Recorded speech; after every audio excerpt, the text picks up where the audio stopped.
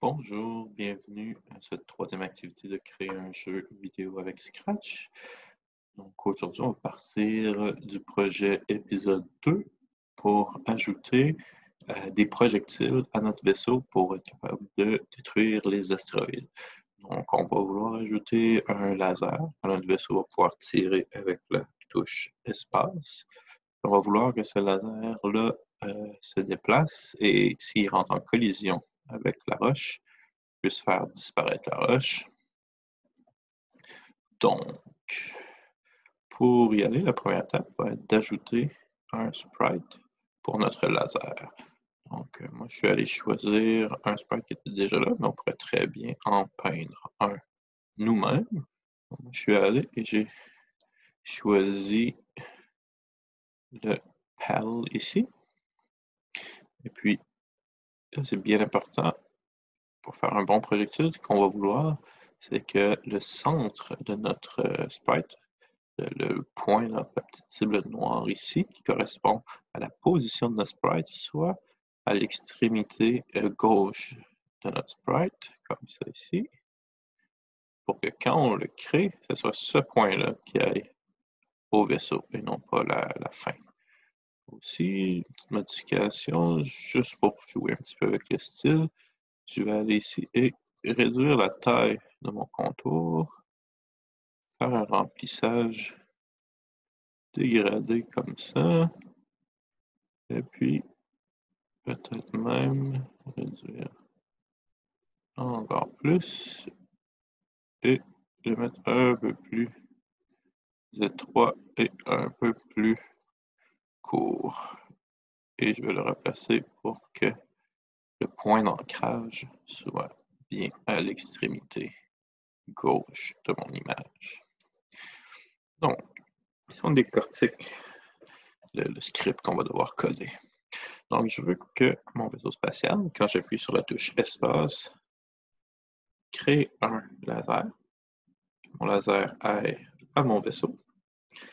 Que mon laser pointe dans la même direction que mon vaisseau. Et puis, qu'il se mette à avancer jusqu'à ce qu'il touche le bord ou jusqu'à ce qu'il touche un astéroïde. Puis après, on veut qu'il disparaisse. Donc, la technique qu'on va utiliser aujourd'hui, c'est la création de clones, c'est-à-dire de copies d'un même objet. On va vouloir faire plusieurs copies de notre laser chaque fois que j'appuie sur espace. Donc, pour le faire, je vais commencer par créer les copies avec espace. Et ça, je vais le faire dans mon vaisseau spatial. Donc, dans le Rocket Ship, ici, je vais aller et je vais créer une nouvelle condition. Donc, si la touche espace est appuyée, alors je vais créer un clone de mon laser. Donc, si la touche espace est appuyée, c'est dans capteur et dans contrôle, on a la possibilité de créer des clones. Et là, c'est bien important, on ne veut pas créer un clone de moi-même, c'est-à-dire dans notre cas, le vaisseau spatial. On veut créer un clone, une copie de paddle ici. Et puis, vu que je ne l'utilise pas comme une paddle, je vais aller la renommer. Je vais l'appeler laser. Donc, quand j'appuie sur espace, je crée un clone de mon laser. Pour l'instant, je vais le mettre à la fin de ma boucle de jeu, donc de ma boucle indéfinie. Après avoir vérifié la collision avec la roche, je vais vérifier si j'ai appuyé sur espace. Donc là, si je l'essaye, il a l'air de rien se passer, sauf que il se trouve à avoir plusieurs copies de mon laser. Sauf qu'ils n'ont rien fait, ces copies-là. Donc maintenant, je vais programmer le script pour leur dire quoi faire. Donc, je remarque ici aussi que j'ai un petit problème de ma roche qui est probablement pas descendu en bas de moins 170. On va voir ce qu'on peut faire avec ça plus tard. Donc, commencer par s'occuper du laser. Donc, la première chose, ça serait de dire à mon laser que quand il commence comme un clone, on voudrait qu'il aille, non pas à une position aléatoire, mais bien à mon rocket ship. J'essaye. Et là, j'ai frappé un astéroïde. Pour éviter ça, ce que je vais faire pour tester mon jeu, je vais simplement détacher le script qui fait apparaître mes astéroïdes. Comme ça, je vais pouvoir tester sans problème. Donc là, vous voyez que ça marche. Je peux créer une multitude de copies de mon laser qui vont aller à mon vaisseau. Sauf que c'est tout ce qu'il fait. Ils vont seulement à mon vaisseau. Donc, ce que je vais vouloir, c'est qu'ils pointent dans la même direction que mon vaisseau. Par exemple, si je mets mon vaisseau à 95 ici, pardon, si je mets mon vaisseau à 90 comme ça, je vais vouloir que mon laser aille sur mon vaisseau et pointe lui aussi à la position 90. Donc, on va utiliser s'orienter à. Là, je ne peux pas rentrer le paramètre moi-même. Je ne sais pas dans quelle direction, au moment où le clone va être créé, dans quelle direction mon vaisseau va être. Je ne le sais pas d'avance. Ça, il y a un petit bloc très, très, très utile dans le capteur qui va nous permettre de savoir ça. Donc, c'est le 4e en partant du bas dans la catégorie des capteurs. Par défaut, ça nous dit numéro d'arrière-plan de la scène. Vous voyez que ça se transforme en backdrop ici. Donc, ça nous permet d'avoir l'information, la valeur d'une variable appartenant à un de mes objets. Dans mon cas, la scène, je pourrais avoir son numéro d'arrière-plan, le nom de son arrière-plan, le volume sonore qu'elle a, aussi la valeur de ma variable, qui est une variable ici, de ma scène. Dans notre cas, on va vouloir avoir la direction de Rocket Ship. Donc, on va commencer par choisir l'objet pour lequel on veut l'information. Dans notre cas, le Rocket Ship. Et on ne veut pas sa position X, pas sa position Y, on veut bien sa direction. Donc là, on voit direction 90 pour le Rocket Ship. Et puis là, on a une valeur encore plus précise. Donc, ce qu'on va faire, c'est qu'on va prendre cette valeur-là, qui fait une référence à la direction de notre vaisseau spatial, et on va le mettre dans le paramètre, donc dans la capsule du bloc s'orienter à. Là, on va le tester juste pour voir. Puis on a effectivement un laser qui pointe dans la bonne direction. On voit clairement que ce n'est pas le résultat final qu'on veut, mais jusqu'à date, il effectue bien. On remarque aussi qu'après un certain point, je ne peux plus en créer parce qu'il y a un nombre limite de clones qui peuvent être là en même temps. Donc, on va régler ça tout à l'heure en les faisant disparaître quand ils arrivent au bord ou sur une roche. Pour l'instant, ça marche bien. Il va au bon endroit, dans la bonne direction. Maintenant, ce qu'on veut, c'est que notre laser avance jusqu'à ce qu'il touche le bord ou ma roche. Donc, dans le contrôle, j'ai une boucle qui me permet de répéter jusqu'à ce que quelque chose. Et dans le capteur, le même bloc va me permettre de vérifier si mon laser touche le bord, si mon laser touche la roche. Vous remarquez que présentement, je peux juste en mettre un des deux ici. Je ne peux pas mettre les deux. Pour régler ça, on va aller dans Opérateur et utiliser un opérateur booléen. Donc, les opérations booléennes ou les variables booléennes, c'est des variables qui peuvent être vraies ou fausses. Donc, c'est la même chose. Les opérateurs vont toujours nous donner un résultat qui est vrai ou faux. Donc, il va avoir la forme du losange, comme ça ici. On en a deux qui nous permettent de combiner deux valeurs booléennes, donc deux vrais ou faux ensemble. On a le et le ou. Dans notre cas, on veut que notre laser avance jusqu'à ce qu'il touche la roche ou le bord. On ne veut pas que ce soit la roche et le bord. Donc, on ne veut pas que ce soit les deux en même temps, comme ça. On veut vraiment que ce soit un ou l'autre. Si les deux sont en même temps, ben ça c'est encore vrai, donc ça va être un ou l'autre. Un des deux est vrai, donc le tout d'un ou est vrai.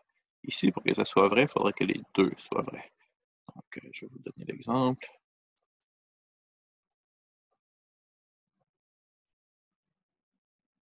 C'est ici. On va arrêter mon jeu pour seulement avoir le laser. Donc, ici, le laser, oups, il touche ni le bord, ni la roche. Donc, les deux sont faux. Ici, il touche seulement la roche. Ici, ça va être vrai parce qu'il touche la roche ou le bord. Et ici, il va quand même être faux parce qu'il ne touche pas les deux en même temps. Ça va seulement être vrai si, par exemple, je le mets comme ça ici.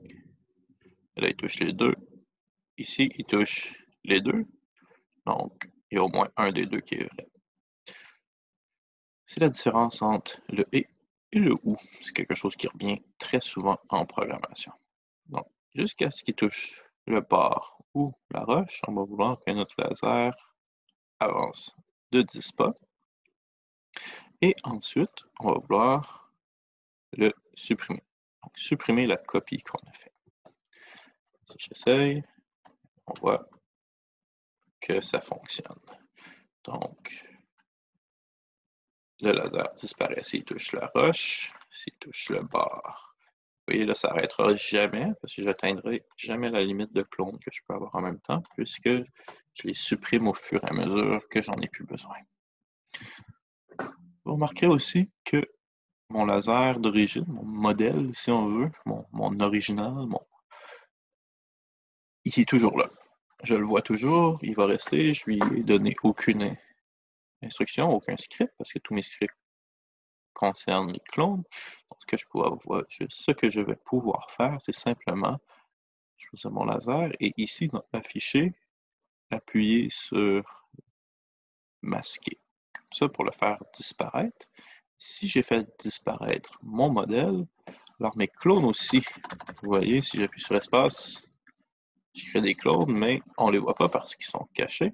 Donc, dans apparence, je vais simplement, après l'avoir placé dans la bonne position, le faire apparaître.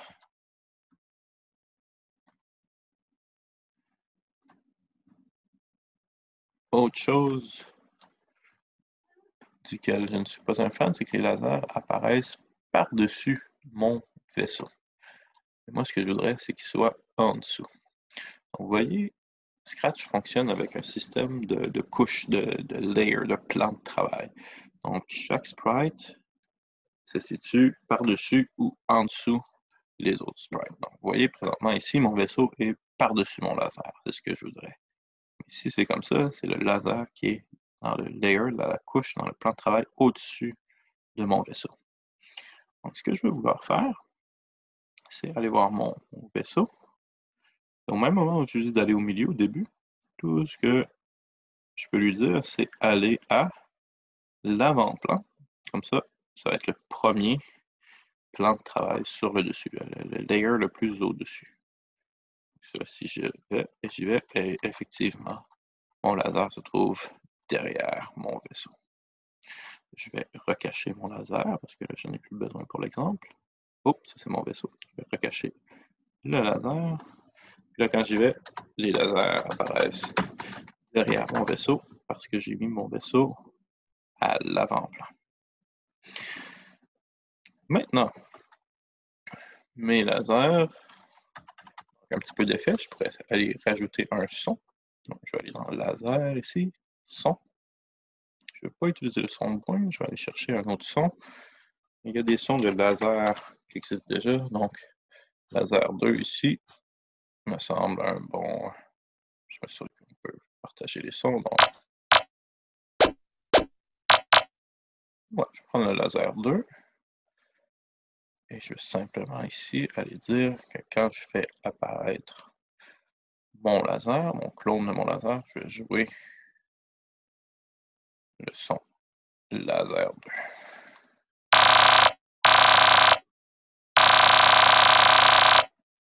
Et maintenant, simplement dire à la roche de disparaître aussi si elle touche le laser.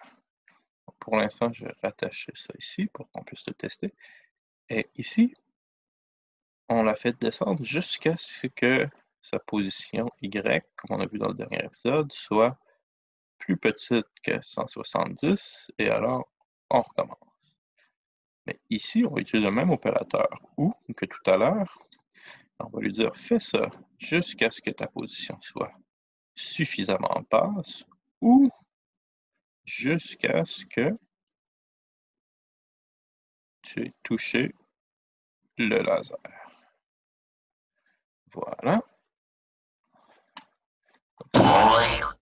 Si j'essaie, je vais juste faire une petite modification à mon vaisseau aussi. Je trouve que commencer dans le milieu, ça fait que j'ai pas beaucoup de temps pour réagir, donc je vais le faire commencer un peu plus bas.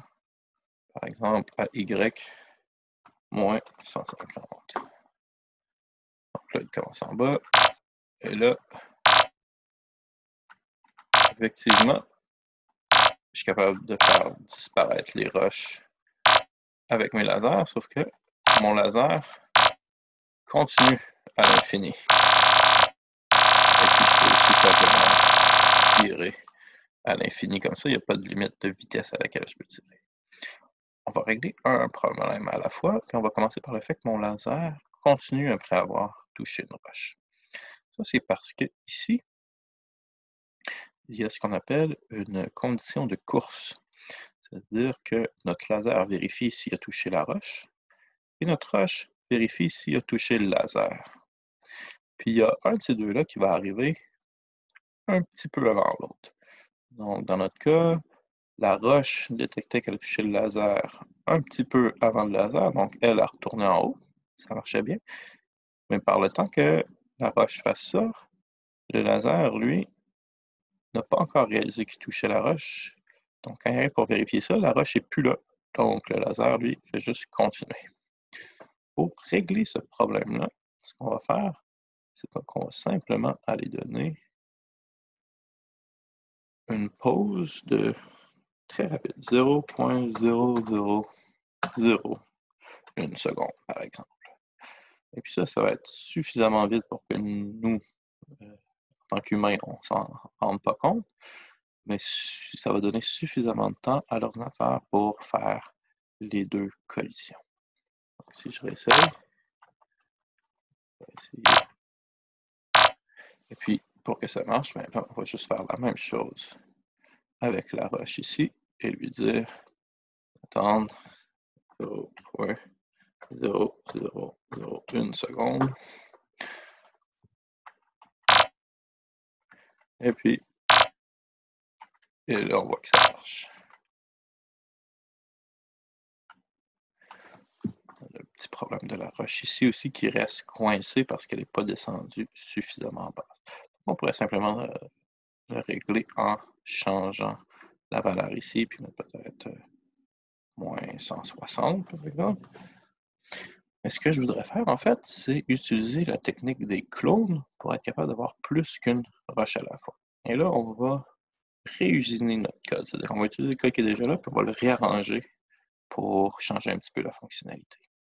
Donc, ce que je vais vouloir faire, c'est prendre tout ce qui est à l'intérieur de ma boucle ici, le sortir, et puis utiliser les clones pour faire tomber mes roches. Donc, ce que je vais dire, c'est que quand je commence comme un clone, on va faire tout ce qu'on avait dit dans notre rush de faire à l'épisode dernier, c'est-à-dire au dernier épisode, c'est-à-dire changer de taille, changer de direction, changer de costume, aller à une position aléatoire, aller en haut, puis là, commencer à tomber. Quand on va avoir fini de tomber, au lieu de recommencer avec la même roche, on va simplement supprimer le clone, la copie, une fois qu'elle est rendue en bas. Il va quand même falloir changer ici pour 160, parce que sinon, elle disparaîtra toujours pas. Et puis ici, ce qu'on va faire, c'est qu'on va simplement créer des clones de ma roche. Donc, on va créer un clone de moi-même. On va attendre un petit peu et recréer des clones comme ça à l'infini jusqu'à ce que le jeu stoppe. Pour pas que ça soit trop monotone, notre attente, on va la mettre un nombre aléatoire. On pourrait dire un peu plus vite que ça pourrait être créé, c'est une demi-seconde après l'avoir créé, ou au maximum, le plus de temps possible, ce serait peut-être 3 secondes entre chaque astéroïde. Là, si j'essaye, ça marche bien. je peux avoir 2 astéroïdes en même temps. Et puis là, je vais faire la même chose que j'ai fait avec mon laser, c'est-à-dire je vais cacher la roche originale et puis je vais dire à ces clones de se montrer. Après avoir fait toutes les modifications à sa position et son apparence, on va la faire apparaître.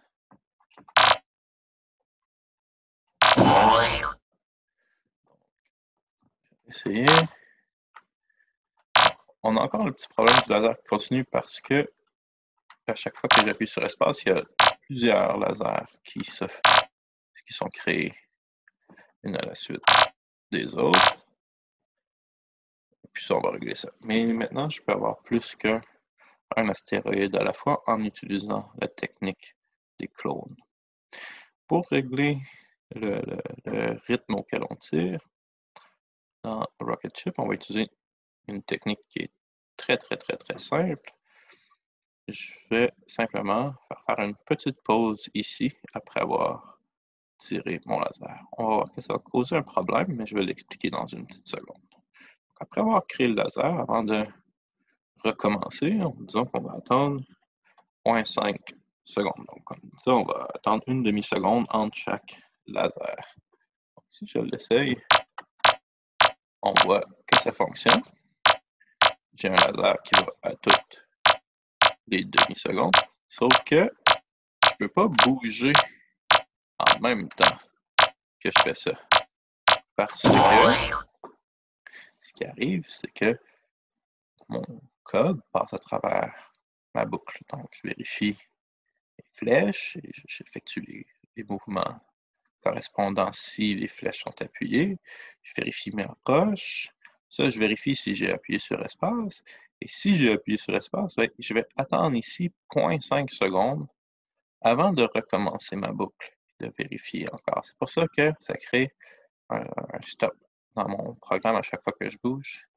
Pour régler ça, c'est vraiment simple. Je vais simplement sortir ma condition pour le laser de ma boucle de jeu. Puis je vais en créer une autre boucle infinie juste à côté avec un autre déclencheur de drapeau vert. Donc, les deux scripts, donc mon script pour le mouvement et la collision avec l'astéroïde, va se dérouler parallèlement à mon script pour les lasers. Donc, de cette façon-là, je peux à la fois bouger et tirer en même temps.